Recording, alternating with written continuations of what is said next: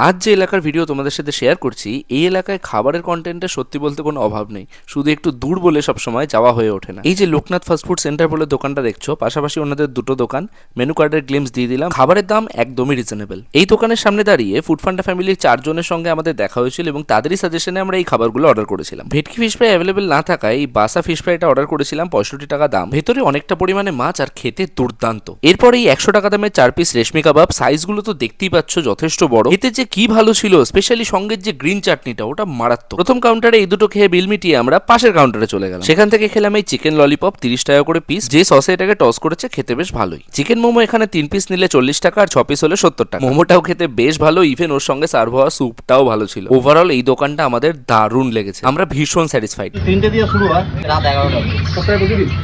বেহালা James long সরণিতে শ্রীসংঘ ক্লাবের পাশ দিয়ে এই রাস্তাটা ঢুকে আসছে বেহালা 11 পল্লী ক্লাবের দিকে। তারই কাছে রয়েছে এই দোকান। চলো টাটা।